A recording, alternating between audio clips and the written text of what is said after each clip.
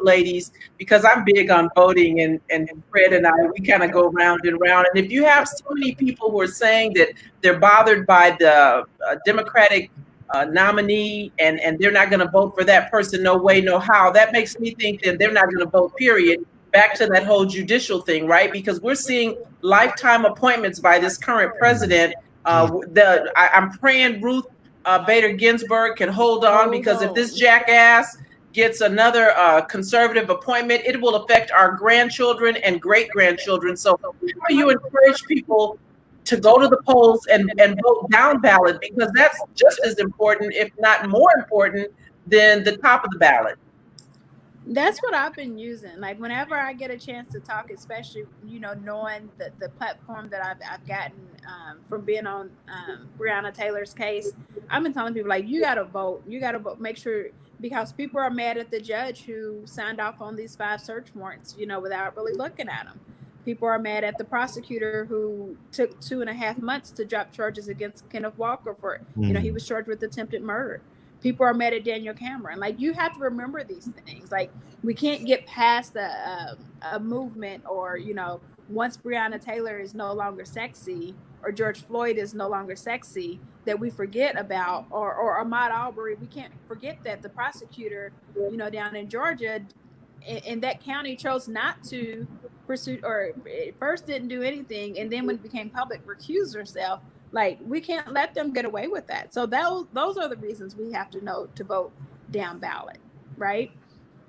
Yeah, I think it definitely. Remember when judges are like, we like last week they showed one of our local judges giving a disparate sentence between a white and a black mother who did they had the exact, they unintentionally seriously injured someone.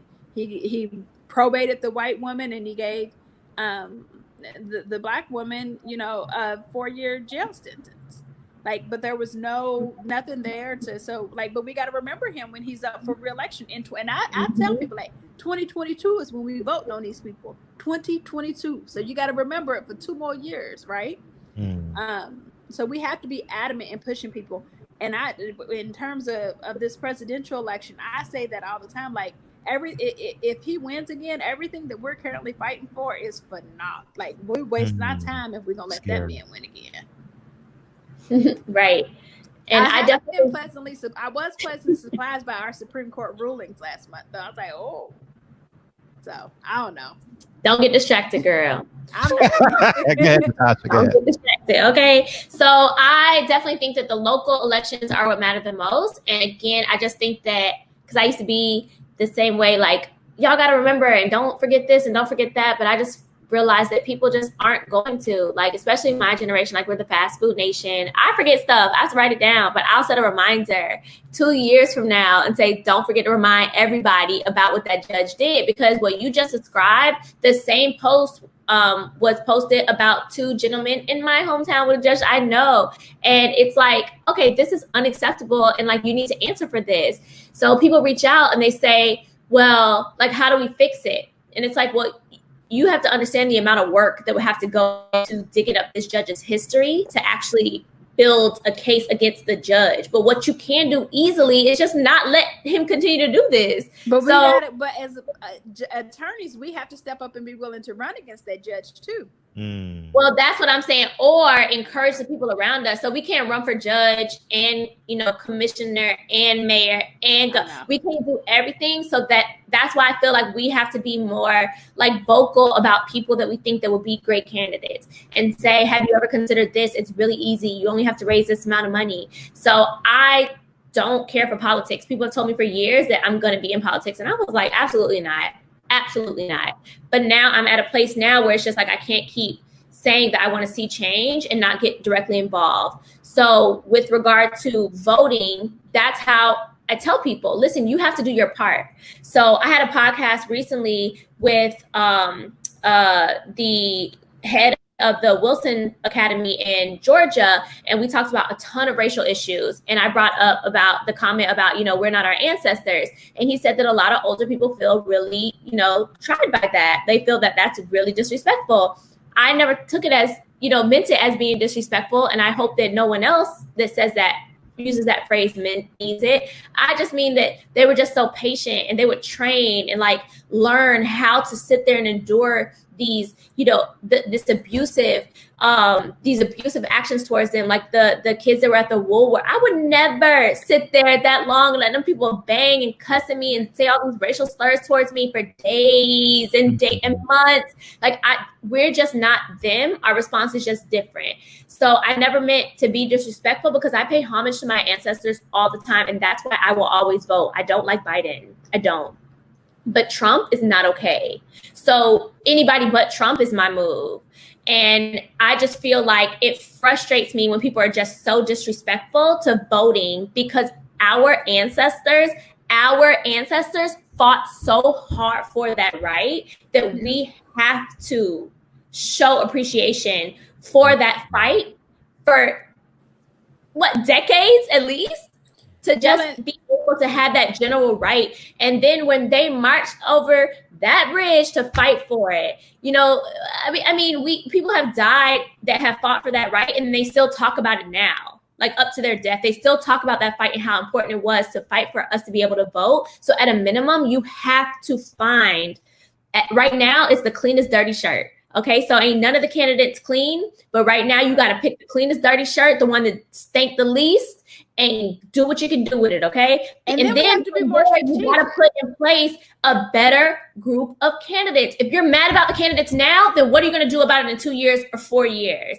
That's what we need to talk about. But don't ignore where we're at now. Like, you got to vote, because that is some BS. And I'm going to Canada if he get elected again, because I can't. We got to vote, and we have to vote for Biden. We can't throw our votes away. We can't do no write-ins. Like, you have to go and you have to vote for Biden. Like, we may not like him, but we got to get him through. We got to continue to talk to him. We got to make sure that pressure him to put the people around him that he needs to put around him. Starting with likely only going to be a one-term president. So at this time, like, we know that's who we need to be voting for in November. Like you said, we need to be strategic about who are we going to be putting up for the next 4 years, and we can't wait for 3 years out to be deciding that. He could be a placeholder while we figure that out. We got to start talking about what is our Black agenda, because it's 1,000 Black agenda. I see that just from working this case. Like, everybody got different agendas. Like, so we can't even say what's your Black agenda, because we don't have a Black agenda, right? Yes. I don't know. That's just no. But with Biden now, I feel like he's not a complete loss, because we don't like him, but we know that he's almost like a puppet. Like, he's not going to really have a brain for himself. What little brain capacity he had, he's losing it. So I feel like we can put pressure on him to say who your VP should be. I was originally saying Stacey Abrams, because I was like, at least we'll get, I like her, and then she at was least she was my rating. The panel was on earlier, Natasha, and I was just like, I love her. I think she's awesome. But then I was thinking just the other day, what if Bernie Sanders was his VP? Then it would be the same thing as getting Bernie as president. I would be happy. Well, it got to be a woman. It's already like the not saying. Y'all know how many roles I got. But the way the world is moving, it looks like it has to be a minority woman, right? I don't want people to say it has to, because then if he doesn't, then that's another excuse for them not to vote for him. I think it literally is anybody but Trump. Even if he picks Freddy Krueger as his VP, we still got to vote for him. Like, that's just where we are. It's not, it kind of is our fault, because like 40-something% of people. Marianne Williamson would work. Marianne Williamson. She's for reparations. In what way though? Yeah, I mean, I don't know the extent of it, but she was one of the only ones who say that reparations is on the table.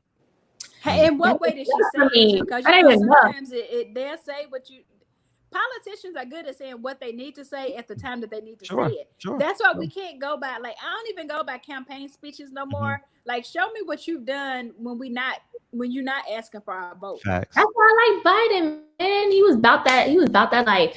And everything that he proposed, he said how we could accomplish it. So I appreciated that. So I don't care what's on the table. If you're going to tell me I can't have it, and even if I reach for you, pop my hand, I don't care what's on the table. how are you going to get that what's on the table to be on my plate? Like, how are we going to get there? That's what I care about. So then I can analyze it and say whether or not it makes sense. Because we all know that Obama should have fought for reparations for us and he didn't. So if he didn't do it, I have very little faith for someone else doing it. Right. So I want to know how you're going to get there. Well, the Jews got reparations. Well, we're not going to go down there. We're not going to go down there. You're going to get Obama. So go down there. We not, because I voted for him twice. And Barack Obama. But I must ask.